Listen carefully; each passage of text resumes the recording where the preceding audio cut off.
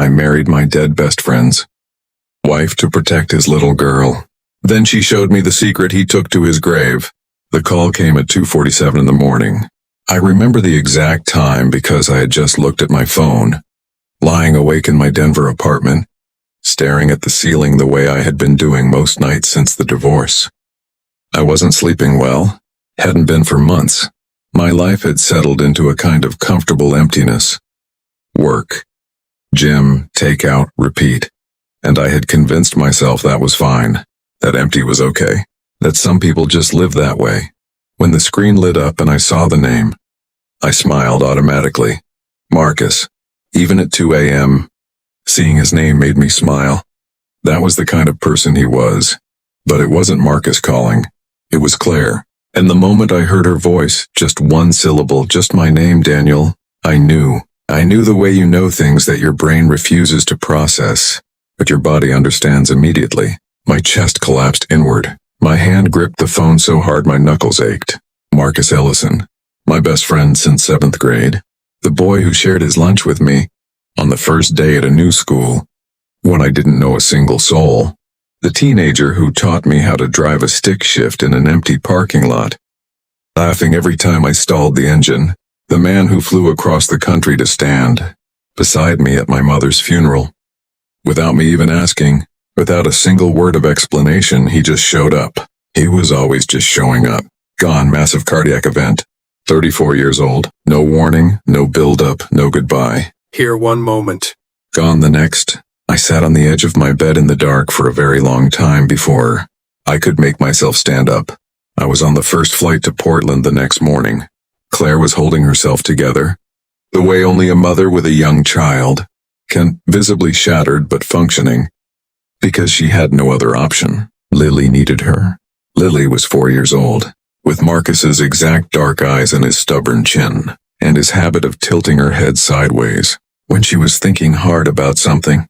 She was the most beautiful child I had ever seen, and she kept walking to the front door and looking out the window and asking when Daddy was coming home. I didn't know how to be in that house. I didn't know where to stand, or what expression to wear, or what words were supposed to come out of my mouth. Everything felt wrong, too loud, too quiet, too small, too large. The refrigerator still had Marcus's handwriting on the meal prep containers. His running shoes were by the back door. His coffee mug was in the drying rack. So I just stayed. I didn't go back to Denver. I slept on their couch. I handled the funeral home. I dealt with the insurance calls and the paperwork and the endless, bureaucratic machinery that cranks into motion when a person dies unexpectedly. I fixed the leak under the kitchen sink that Marcus had been meaning to get to for 3 months. I learned Lily's bedtime routine, the exact order of events, the specific books, the glass of water that had to be on the nightstand just so. I told myself I was doing it for Marcus. That's what I believed at the time. 6 months after we buried him, Claire called me again. I was back in Denver by then. I had to go back eventually. Had a job, had an apartment, had a life that theoretically needed living. But I called every other day and flew back every few weeks. I told myself that was normal, that any decent person would do the same. When her name came up on my phone that evening, I answered before the first ring finished. Her voice was different this time, steadier, like she had rehearsed what she was about to say, and had decided to simply say it, without softening it. I found something in the paperwork, she said. Something Marcus set up years ago that I didn't fully understand when I signed it. I need to tell you about it. The life insurance policy had a clause, buried deep in language, that no one reads unless they have a reason to. That complicated the payout structure significantly, if she remarried within a specific window. But there was a second clause, separate from the first, attached to a trust Marcus had established for Lily's future. The trust funds were frozen, inaccessible, until Lily turned 18. Unless she was being raised in a 2-parent household. Claire had discovered this because Lily's doctors had found something. A progressive hearing condition, bilateral, that would require surgeries over the next several years. Specialized care, ongoing treatment. The kind of medical reality that costs more than a single working mother in Portland can absorb alone. I can't wait 14 years for that money, Claire said. Lily can't wait. I sat very still. What are you asking me, Claire? She didn't pause. She had thought this through completely. I'm asking you to marry me, legally, on paper. A formal arrangement with defined terms and a defined end date. You would be protecting Lily. That's the only thing this would be. I told her I needed to think about it. I thought about it for 48 hours. I walked around my apartment. I sat in my car in the parking garage for 40 minutes one afternoon without going anywhere. I called in sick to work on something I had not done in 4 years, and I sat by the window and watched the Denver skyline, and I thought about Marcus and Lily and Claire and the kind of man I wanted to be. Then I drove to Portland. We were married on a Tuesday. County clerk's office, downtown Portland, 2:15 in the afternoon. No guests, no flowers, no photographer. Claire wore a blue dress, simple, fitted, the kind of dress she probably owned for work events. She looked beautiful, and I noticed it. And I immediately felt guilty for noticing it. Lily was there because there was no one to watch her.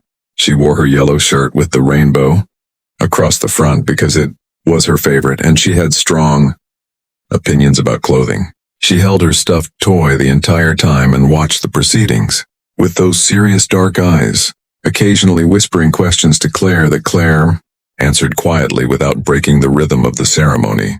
When it was over, we stood in the parking lot outside in the September afternoon light, and Claire laughed, just briefly, and a small surprise laugh, like she hadn't expected to find anything funny today. It was the first real laugh I had heard from her in 6 months, and it cracked something open in my chest that I hadn't known was sealed shut. We shook hands. We laid out the terms on the drive back to her house. I would establish residency. I would attend Lily's medical appointments as her stepfather on record. We would present as a normal family to the hospital, to the trust administrators, to anyone who needed to see it. In 2 years, discreetly, we would file for dissolution and go our separate ways. Clean, simple, temporary. I had myself fully convinced. Lily decided she loved me on day 11. I know it was day 11 because I had started keeping track in my head. Not for any particular reason. Just the way you track things. When you're trying to remind yourself that a situation is finite. Day 1, day 2. Day 11. I made pancakes that Saturday morning. Blueberry? Irregular shaped because I have never been able to make a round pancake in my life, no matter how carefully I pour the batter. Lily climbed onto her stool at the kitchen counter and watched me cook with enormous focus. The way she watched everything. And when I set the plate in front of her, these lopsided, imperfect blueberry pancakes, she looked at me like I had performed an act of genuine magic. Danny, she said. It was the first time she had called me that. These are the best ones. She hadn't tasted them yet. From that morning on, I was Danny. I sat next to her at every meal. I read 3 books at bedtime instead of 2. I learned which dinosaurs were her favorites and which ones were, in her words, too scary to think about before sleeping. I drove her to her Wednesday speech therapy sessions and waited in the bright waiting room with the fish tank and the magazines. I never read. I told myself it was temporary. I kept telling myself that for a long time. 4 months in, I found the envelope. Claire had asked me to pull a specific tax document from Marcus's old filing cabinet in the home office. The accountant needed it before end of month. I found the right folder after a few minutes of searching. But when I pulled it out, something shifted at the back of the drawer, and I reached in and found an envelope taped to the inside rear panel deliberately, like it had been placed there to be discovered, only by someone who was looking carefully. My name was on the front. Marcus's handwriting, the specific way he wrote capital D's, slightly looped, slightly too large. I stood in that office for a long time before I sat down. And I sat down for a long time before I opened it. 4 pages, handwritten, dated 8 months before he died, which meant he had written it while he was healthy, while everything seemed fine, while none of us had any reason to think the clock was running out. Daniel, if you're reading this, I'm gone, and I know you're already there. You're already handling things, fixing things, staying when everyone else goes home. I counted on that. I'm not sorry for counting on it. But I want you to understand that I knew what I was doing when I set things up the way I did. I need to tell you something I've been carrying for 15 years. He had seen it. The night I had come so close to telling Claire how I felt. We were 22, at a rooftop party in Chicago, and she was laughing at something someone had said, and the city lights were behind her, and I'd opened my mouth to say something I couldn't take back. Marcus had appeared at my shoulder from nowhere, and I had closed my mouth and the moment passed. 3 months later he asked her out. I had always assumed he didn't know. The letter told me he had known everything. You stepped back without being asked. You let her be happy without letting her know what it cost you. I watched you do it and I never said a word. Because I was selfish enough to want what was in front of me, but I never forgot it. Not for a single day. I need one more thing from you. Not as a favor. Not out of loyalty to me. I need you to stop stepping back. Take care of them, Daniel. Not because I'm asking. Because it was always supposed to be you and we both took the long way around. I sat on the floor of that office and did not move for a very long time. I gave Claire the letter after Lily was asleep. I handed it to her at the kitchen table and poured 2 glasses of water and sat across from her and watched her read it. She was very still while she read. Claire goes still when something matters. I had learned that about her. Her hands didn't move. Her expression traveled through things I couldn't name and wouldn't have known how to describe. When she finished, she folded it along its original creases and set it on the table between us. How long? She asked. Since we were 22, I said. I let it go the day he told me about you. I never went back to it. She looked at the letter for a moment. Then she looked at me. He always told me you were the best man he knew, she said quietly. I thought he meant it as a reflection of himself. His pride in his friendships. She paused. I think he meant it as an explanation. Neither of us spoke for a while after that. The refrigerator hummed. Somewhere in the neighborhood a dog barked twice and went quiet. What do we do now? She finally asked. I don't know, I said. But I'm not going anywhere. She nodded slowly. Okay, she said, okay. It has been 16 months since that Tuesday afternoon at the county clerk's office. Lily had her first surgery in October. She came through it without complications, and in the recovery room, still groggy and small in the hospital bed, she reached for my hand and held it and fell back asleep. The nurse looked at me and I looked at the nurse, and neither of us said anything, because there was nothing that needed saying. Claire and I don't use large words. We don't make large declarations or have large conversations about what we are or what we're becoming. We move through our days, school drop-offs, Saturday pancakes, quiet evenings on the back porch after Lily goes to bed, and somewhere inside, the ordinary rhythm of it, the temporary arrangement became the only life I could remember wanting.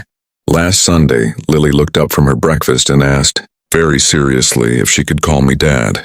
I looked at Claire. Claire looked at me. Yeah, Bug, I said. You can call me Dad? She nodded once, satisfied, and went back to her pancakes like the matter was settled, which I suppose it was. Marcus used to say that the best things in life don't arrive through the front door with announcements. They come in through the side quietly, while you're busy doing something else, and by the time you notice them, they've already made themselves at home. He was right. He was right about most things. I just wish I could sit across from him one more time and tell him so, and watch him grin, and hear him say he already knew. Some loves don't announce themselves. They just stay, through grief, through loss, through ordinary Tuesday mornings, until the day you look around and realize they were home all along.